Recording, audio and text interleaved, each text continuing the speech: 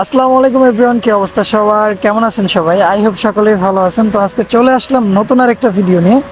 তো আমি যেহেতু ফুড ডেলিভারি কাজ করি, একটা বিষয় খুব অবাক হইতেছি। আজকে 1 মাস যাবত খেয়াল করতেছি, একটা কাস্টমারের রেগুলার অর্ডার আসতেছে এবং সবগুলো অর্ডারই হচ্ছে জাস্ট পুরা ব্যাগ ভর্তি কোল্ড ড্রিঙ্কস আর কোল্ড ড্রিঙ্কস। এটা শুধু তো ধরেন যে আমি একা না, আমি খেয়াল করছি প্রতি সপ্তাহে 2-3টা অর্ডারই আমি এই কাস্টমারের ক্যারি করি।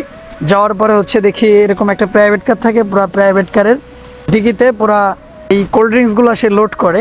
আসলে আমি জানি না যে একটা মানুষ এত কোল্ড ড্রিঙ্কস দিয়ে কি করে। সে শুধুমাত্র আমি না, সে প্রতিদিনই আমার কাছে, আমি যেটা লক্ষ্য করলাম, আমি যখন যাই খাবারটা ড্রপ আপ করার জন্য, দেন তখন দেখি যে আমার মতো আরও রাইডাররা থাকে, সেই কোল্ড ড্রিঙ্কসগুলো তাদের থেকে কালেক্ট করে।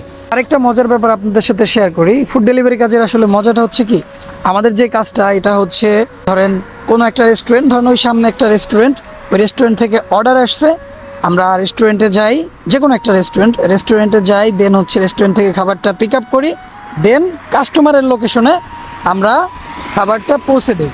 বিনিময়ে আমরা কোম্পানি থেকে স্যালারিও পাই, প্লাস কিছু সময় কাস্টমার আমাদেরকে খুশি হয়ে হাদিয়া বলি, টিপস বলি, যেটাই বলি ওইটা আমাদেরকে দেয়। তো মাঝে মধ্যে এই কাস্টমারের টিপসের পাশাপাশি আমাদের রেস্টুরেন্ট থেকেও খাবার দেয়, বিভিন্ন রকমের বিভিন্ন রেস্টুরেন্ট থেকে খাবার দেয়। যেমন আজকে এটা একটা শর্মার দোকান ছিল, কিন্তু ওনার পুরো অর্ধেক ফ্রিজই খালি করে এই অর্ডারগুলো নিয়ে যেতে হইতেছে, যে অর্ডারগুলো কাস্টমারের ছিল।